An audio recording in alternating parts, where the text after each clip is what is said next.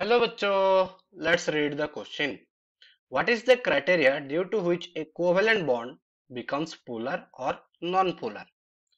अब इस क्वेश्चन में अगर हम देखेंगे तो यहाँ पर एक की कॉन्सेप्ट आता है, उसको हम बोलते हैं इलेक्ट्रोनेगेटिविटी। इसको हम क्या कहते हैं उस केस में? इलेक्ट्रोनेगेटिविटी।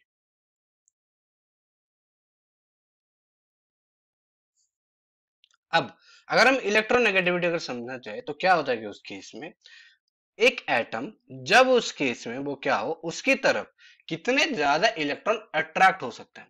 तो ये क्या हो रहा है उस केस में? क्या हो, जब कोई एटम हो उसकी तरफ अगर कोई इलेक्ट्रॉन ज्यादा अट्रैक्टेड हो रहा है तो उसको हम क्या कहते हैं उस केस में? उसको हम कहते हैं इलेक्ट्रोनेगेटिविटी। तो ये क्या है? The tendency of an atom of an atom to attract electron towards itself. इसको हम क्या कहते हैं उस केस में? इसको हम कहते हैं इलेक्ट्रोनेगेटिविटी। अब जब कोवेलेंट बॉन्ड जब बनते हैं उस केस में, अगर हम बात करें किसके बात में? Covalent bond. तो कोवेलेंट बॉन्ड कब बनते हैं? जब यहाँ पर क्या हो, दो एटम हो उस केस में, जो एटम उस केस में क्या कर रहे हैं, जब इलेक्ट्रॉन को शेयर कर रहे हैं दोनों के दोनों एटम, तो यहाँ पर क्या हो जाएगा? The shared pair of electron the shared pair of electron किसकी वजह से? जब शेयर पेयर ऑफ इलेक्ट्रॉन की वजह से, जब उस केस में the bond is formed form the bond is formed, it is called as covalent bond. It is called as covalent bond, उसको हम उस केस में कहेंगे ना।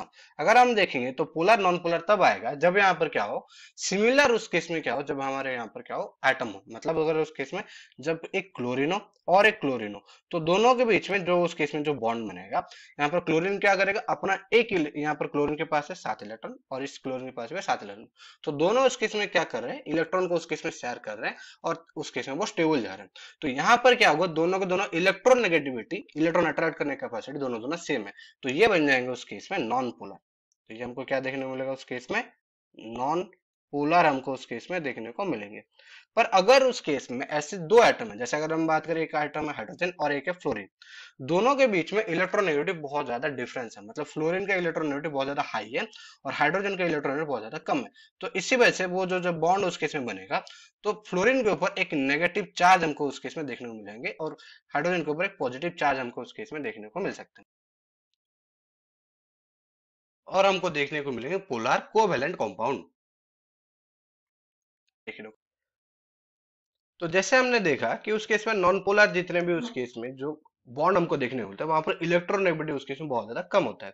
अगर उस केस में नॉन पोलर कंपाउंड की अगर हम बात करें, एक एग्जांपल उस केस में लेना चाहेंगे, तो नॉन पोलर कंपाउंड वो होता है, वो मीथेन। क्या देखने को मिलता है हमको यहाँ पर? मीथेन। मीथेन उस केस में बनता है कार्बन, और जिसमें चार उस केस में हाइड्रोजन वहां पर अटैच है, और चारों चारों हाइड्रोजन के साथ कार्बन अपना उस केस में इलेक्ट्रॉन यहाँ पर शेयर कर रहे हैं। और जो electronegative difference between carbon and hydrogen is low, because इसी वजह से वो बनते हैं उस केस में हमारे नॉन पोलर कंपाउंड हमको देखने को मिलता है। और जैसे पोलर हमने देखा था वो तो हाइड्रोजन फ्लोराइड। तो इसी कौन से ऊपर डिपेंड करता है? आंसर यहाँ पर बन जाएगा हमारा उस केस में, वो डिपेंड करता है electronegativity difference.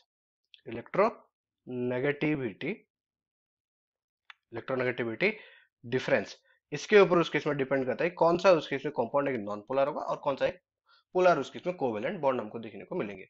I hope you understood well. Best of luck.